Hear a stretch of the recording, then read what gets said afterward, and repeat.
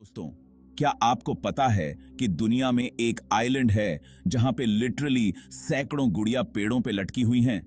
No one knows why. It's creepy AF, right? आज हम ऐसी ही कुछ रहस्यों के बारे में बात करेंगे जो आपको सब कुछ सोचने पर मजबूर कर देंगे। From bizarre disappearances to unsolved crimes, इन कहानियों को सुनकर आपके होश उड़ जाएंगे। तो तैयार हो जाइए, अपनी चाय उठाइए और कुछ सीरियसली माइंड ब्लोइंग स्टफ के लिए तैयार हो जाइए। और हाँ, सब्सक्राइब बटन दबाना और नोटिफिकेशंस ऑन करना मत भूलना।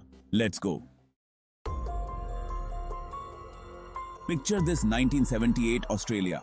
फ्रेडरिक वैलेंटिच नाम का एक पायलट समुद्र के ऊपर उड़ रहा होता है। अचानक वो एयर ट्रैफिक कंट्रोल से रेडियो पर बात करता है। वो कहता है कि उसके ऊपर कोई अजीब सी चीज मंडरा रही है। वैलेंटिच और उसका प्लेन गायब हो जाते हैं। लोग यूएफओज और गवर्नमेंट कवर अप्स की बातें करने लगे।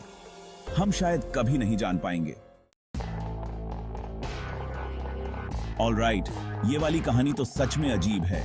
1518 में स्ट्रासबुर्ग, फ्रांस में लोग सड़कों पर बेकाबू होकर नाचने लगे। Like for weeks. वो रुक ही नहीं पा रहे थे, चाहे वो कितने ही थके हुए क्यों ना हो, भूखे क्यों ना हो, और कुछ तो नाचते नाचते मर भी गए। डॉक्टर्स भी हैरान थे। उन्होंने इसका कारण हॉट ब्लड से लेकर डिमोनिक पोजेशन तक सब कुछ बताया। क्या ये किसी तरह का कंटेजियस हिस्टीरिया था, कोई अजीब बीमारी, या कोई बहुत ही ज्यादा वाइल्ड पार्टी जो गलत हो गई? जरा सोचो, अगर आप उस केओस में फंस जाते। It's like something out of a movie, लेकिन ये सच में हुआ था। History is wild my friends. Okay, अब थोड़ी एलियन टॉक। 1977 में ओहायो स्टेट यूनिवर्सिटी के एस्ट्रोनॉमर्स को स्पेस से एक बहुत ही तेज रेडियो सिग्नल मिला। यह सिग्नल 72 सेकंड तक चला और ऐसा पहले कभी नहीं सुना गया था। जिस एस्ट्रोनॉमर ने इसे प्रिंट आउट पर देखा, उसने लिटरली सिग्नल के बगल में वाओ लिख दिया और बस फिर यही नाम रह गया। लेकिन यह सिग्नल कहां से आया? इसका क्या मतलब था? थ्योरीज तो बहुत हैं, कॉमेट से लेकर एडवांस्ड सिविलाइजेशंस तक जो हमसे कांटेक्ट करने की कोशिश कर रहे थे। शायद वो बस कोई इंटरस्टेलर ट्यून्स बजा रहे थे। We may never know for sure, लेकिन द वाओ सिग्नल आज भी एक्स्ट्रा टेरेस्ट्रियल लाइफ की खोज में सबसे दिलचस्प रहस्यों में से एक है। चैप्टर 4। अब थोड़ा कॉलोनियल मिस्ट्री। 1580s में नॉर्थ कैरोलिना के तट पर रोनोक आइलैंड से 100 से ज्यादा इंग्लिश सेटलर्स गायब हो गए। वो बस गायब हो गए। एक ही क्लू मिला। एक पेड़ पर CROATON लिखा हुआ था। उनके गायब होने के बारे में कई थ्योरीज हैं, बीमारी से लेकर नेटिव अमेरिकन ट्राइब्स के हमलों तक, और हां, एलियंस द्वारा अगवा कर लिए जाने तक। आखिर उन कॉलोनिस्ट्स का क्या हुआ? क्या वो किसी नेटिव अमेरिकन ट्राइब में मिल गए? क्या वो कहीं और चले गए और समुद्र में खो गए? रोनोक का रहस्य अमेरिकन हिस्ट्री के सबसे पुराने अनसॉल्व्ड केसेस में से एक है। It's like a real life Scooby Doo episode, but with way higher stakes.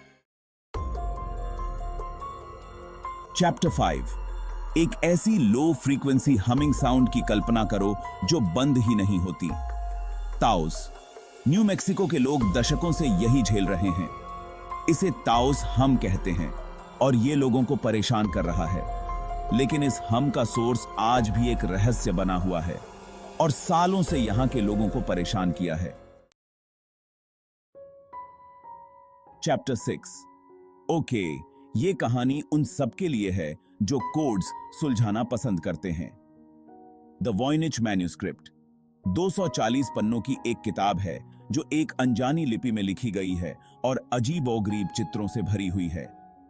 इसे दुनिया की सबसे रहस्यमय किताब कहा जाता है। कोई नहीं जानता कि यह किस भाषा में लिखी गई है या इसे किसने बनाया था। कुछ लोगों का मानना है कि यह कोई एंशिएंट हर्बल रेमेडी गाइड है। द वॉयनिच मैन्यूस्क्रिप्ट एक बहुत बड़े पजल की तरह है जिसे सुलझाने का इंतजार है। हो सकता है कि आप में से कोई इस पजल को सुलझाने की की रखता हो। चैप्टर 7। एकदम सही सलामत जहाज की कल्पना करो जो 1872 में अटलांटिक ओशन में सेलिंग कर रहा है। अब कल्पना करो कि वो जहाज बिल्कुल खाली मिलता है, बिना किसी संघर्ष के निशान के, और उसका सारा सामान भी सही सलामत। ये कहानी है मैरी सेलेस्ट की, जो अब तक के सबसे प्रसिद्ध मैरीटाइम मिस्ट्रीज में से एक है। क्रू का सामान उनकी जगह पर ही था, खाने की मेज पर खाना लगा था और लाइफ बोट गायब थी। क्या हुआ होगा, इसके बारे में थ्योरीज तो बहुत हैं, पायरेट अटैक से लेकर म्यूटिनी तक, और हां, सी मॉन्स्टर्स तक। मैरी सेलेस्ट इस बात की याद दिलाता है कि समुद्र की विशालता में भी सतह के नीचे रहस्य छिपे हो सकते हैं। Chapter 8, the disappearance of Amelia Earhart. Amelia Earhart, जो एक लेजेंडरी फीमेल एविएटर थी, 1937 में दुनिया का चक्कर लगाने के मिशन पर थी, जब वो और उनके नेविगेटर पैसिफिक ओशन के ऊपर से गायब हो गए। बहुत ढूंढने के बाद भी एयरहार्ट, उनके नेविगेटर या उनके प्लेन का कोई पता नहीं चला। उनके साथ क्या हुआ होगा, इस बारे में थ्योरीज तो बहुत हैं, ईंधन खत्म हो जाने से लेकर किसी दूर दराज के द्वीप पर क्रैश होने तक, और जापानीज द्वारा पकड़े जाने तक। कुछ लोगों का तो यह भी मानना है कि एयरहार्ट ने एक नई पहचान बना ली और अपनी बाकी जिंदगी गुमनामी में बिताई। अमीलिया एयरहार्ट का गायब होना 20th सेंचुरी के सबसे बड़े रहस्यों में से एक है। Chapter 9, the Zodiac killer. अब एक सचमुच में डरावने रहस्य की बात, the case of the Zodiac killer. Late 1960s और अर्ली 1970s में इस सीरियल किलर ने नॉर्दर्न कैलिफोर्निया में आतंक मचा दिया था। 5 हत्याओं की जिम्मेदारी ली और क्रिप्टिक मैसेजेस और साइफर्स के जरिए पुलिस को चुनौती दी। कई लीड्स और थियोरीज के बावजूद ज़ोडिएक किलर कभी नहीं पकड़ा गया और आज तक उसकी पहचान एक रहस्य बनी हुई है। ज़ोडिएक किलर इस बात की याद दिलाता है कि कभी-कभी सबसे ज्यादा परेशान करने वाले रहस्य वो होते हैं जो हमारे सबसे करीब होते हैं। इस बात ही। Chapter 10, डिएटलॉफ pass incident. 1959 में 9 अनुभवी हाइकर्स का एक ग्रुप रशिया के यूरल माउंटेन्स में लापता हो गया।